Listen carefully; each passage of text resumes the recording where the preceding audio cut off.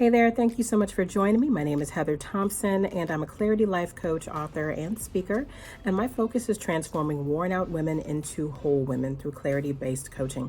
For this particular video, we're going to jump right into it to make sure I get you back to your day. We are talking about hidden idols, 5 ways that you're blocking the help that you need in love, life, and business.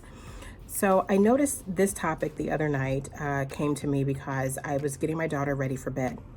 And she's 2 years old, et cetera, et cetera. But when she reached for me to pick her up because she saw me coming towards her, she also decided to grab this very large book, and it kept the book between me and her, and I couldn't really reach her because this was pretty big. It's more of a toy. But the reason why that stood out to me is because she wanted my help, but she's using her arms, reaching up and expecting that she's going to get the assistance that she needs with something blocking her way. We as adults do the same thing all the time. We ask for assistance. We want some guidance. When it comes to business, we want mentors, but we don't realize we often have something blocking us or blocking other people from getting to us the way that they need to and the way we need them to. So let's talk about 3 different ways that you are blocking the help that you need from getting to you in love, life, and business. With number 1, you're holding on to the image of what you want in front of you. You're holding on to the image of what you want in front of you, whether it's an ideal career, a healthy marriage, a family, excellent health, that high 6 to 8 figure salary, because we're not into limits here. The opportunity to do far more good with your organization, whatever it is. You don't seek out enough mentorship, you don't change your circle, and you don't get help with your organization in the area that it's needed. Number 2, you can't reach the places you want to go and the levels that you want to get to because you're not properly dressed for them with the right knowledge, the right business grooming, and the right wisdom when it comes to maintaining healthy relationships. And number 3, the third way that you're blocking help from getting to you, you want real sustenance. You want more friends that understand you. You want new people to associate with and to gain access to all the different organizations that could help you. But your hands are full with the friends who don't understand your ideas and they don't change, and you don't change who you associate with. So you're always hungry with no real food. So why exactly, if you have those 3 things that are blocking you from being able to get what you need, why aren't you asking for help? Why don't you speak up about what you need that in those areas that could literally change your life, your marriage, your being able to get married, your business, your career? Well, here are the 3 reasons why this could be happening to you. Hidden idol number 1. You were taught that asking for help is weak. That's so major. It's more than what people realize. Many of us were taught that showing too much emotion is a sign of weakness. And we were taught that asking for help is weak. We also hear that God only looks after children and fools. But if that's the case, why is the Bible full of able-bodied adults of sound mind getting the assistance that they need on a regular basis? How can there be any glory in our story, so to speak, if we're keeping God and his resources out of it?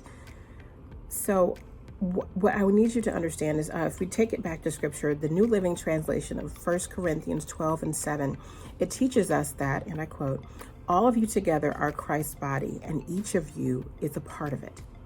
Going a little further, Romans 12 verse 3 from that same translation, the New Living Translation says, "When God's people are in need, be ready to help them. Always be eager to practice hospitality."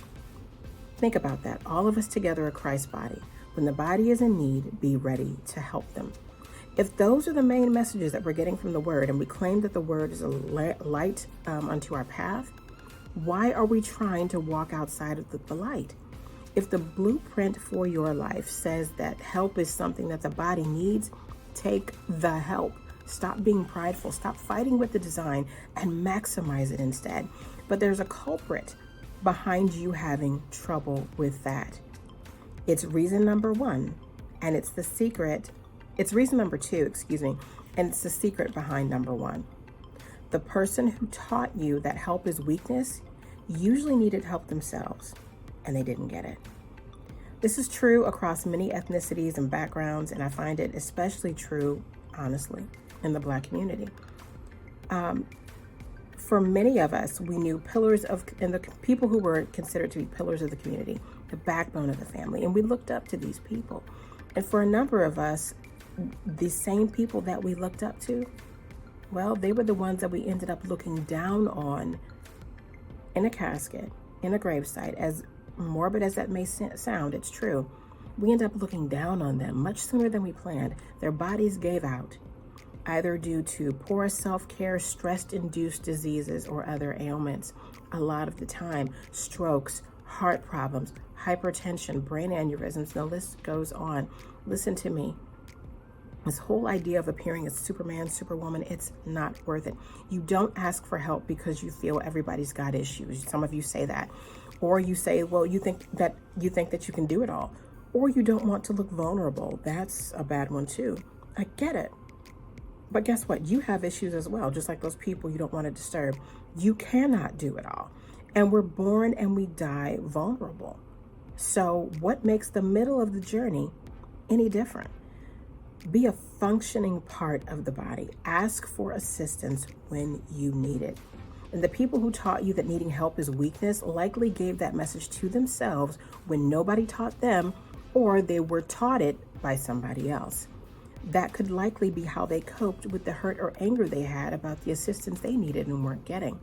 But here's the beauty to the ugliness of the situation. History does not have to repeat itself. Everything can stop with you. You are under no obligation to continue the cycle. You don't have to do what doesn't work for you. Every decision that your ancestors made was not the voice of reason continually.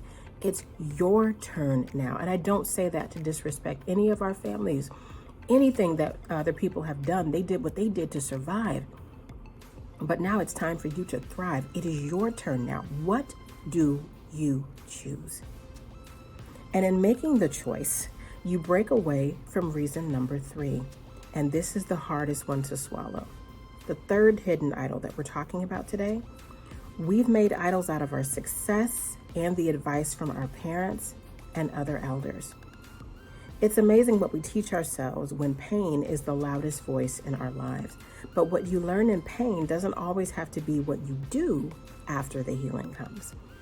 Pain it cannot be a dictator in the democracy of your life, even if it was a leader for some time before. You have the right and the privilege, as I said before, to determine between you and God, what should my path look like now?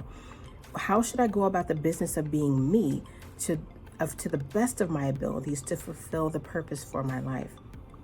Another reason why, as I told you the story of my daughter, that this whole thing sparked up a lot in me, is because there was a meme that went around, was pretty popular about a week ago, and it said, what is the hardest thing for you to say? And there were several different choices that you could pick from. Some were, I love you. Some were, you're right, let me listen. Another was, I appreciate you. But the number one answer that many people gave, that they said was the hardest for them, to say, I need help. That was the toughest. And even if you start typing the question, why is it so hard to, on Google, you know what the first sentence is that auto-populates in the field? Ask for help. Why is it so hard to ask for help?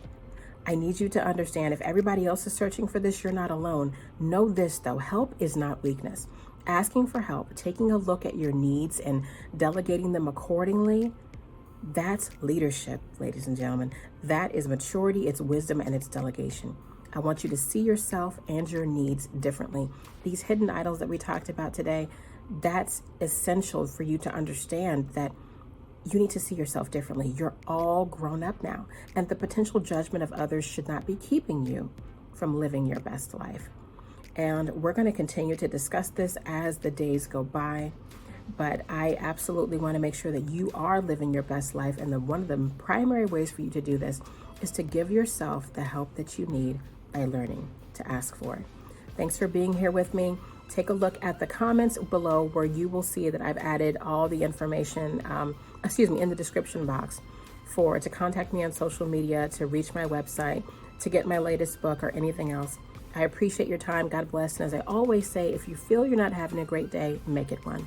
It is within your power to do so. Take care.